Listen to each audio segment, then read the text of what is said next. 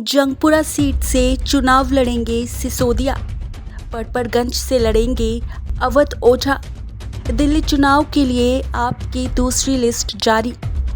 दिल्ली विधानसभा चुनावों को लेकर आम आदमी पार्टी ने अब तक 31 सीटों पर अपने उम्मीदवार घोषित कर दिए हैं। इनमें सबसे ज्यादा चर्चा मनीष सिसोदिया की सीट को लेकर हो रही है। मनीष जिस सीट पर 3 बार विधायक चुने गए, अब पार्टी ने उनकी सीट बदलते हुए पड़पड़गंज के बजाय जंगपुरा सीट से मैदान में उतारा है। इसके पीछे की वजह पिछले चुनावी परिणामों को माना जा रहा है। वहीं पड़पड़गंज विधानसभा चुनाव से अवध ओझा को उम्मीदवार बनाया गया है। ऐसे में सवाल ये उठता है कि पड़पड़गंज सीट से लगातार 3 बार विधायक रहे मनीष सिसोदिया के लिए जंगपुरा विधानसभा सीट क्या 2025 के चुनाव में मुफीद साबित होगी। बता दें, मनीष सिसोदिया अपनी सियासी पारी का आगाज पड़पड़गंज सीट से कर रहे थे। 2013, 2015 और 2020 में इसी सीट से जीतकर विधायक भी बने थे। 2013 से भी ज्यादा वोट उन्हें 2015 में मिले, जिसके बाद उन्हें जीत हासिल हुई। लेकिन 2020 में उनकी जीत का मार्जिन पड़पड़गंज सीट पर काफी कम हो गया था। सिसोदिया को अपनी जीत के लिए पिछले चुनाव में काफी मशक्कत करनी पड़ी थी।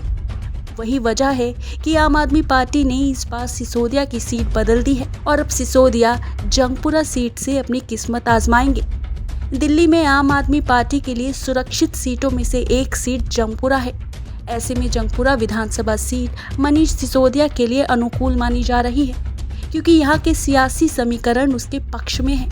निजामुद्दीन बस्ती और दरियागंज जैसे मुस्लिम इलाके तो बहुत हैं, तो वही भोगल और महारानी बाग जैसे सिख बहुल क्षेत्र भी है। इस विधानसभा क्षेत्र में सराय काले खां और किलोकरी जैसे गांव भी शामिल है। इस तरह की मिक्स्ड आबादी में मनीष सिसोदिया के लिए जंगपुरा सीट सुरक्षित भी मानी जा रही है। जंगपुरा विधानसभा सीट पर मनीष सिसोदिया के उतरने से बीजेपी और कांग्रेस के लिए सियासी चुनौतियां खड़ी हो गई हैं। जंगपुरा सीट पर सिसोदिया के कद का कोई नेता विपक्षी दलों के पास है ही नहीं, जिन्हें उतारकर आम आदमी पार्टी के लिए मुश्किल खड़ी कर सके। मनीष सिसोदिया मुस्लिम और सिख वोटों के साथ साथ हाई प्रोफाइल मतदाताओं को भी साधने की काबिलियत रखते हैं।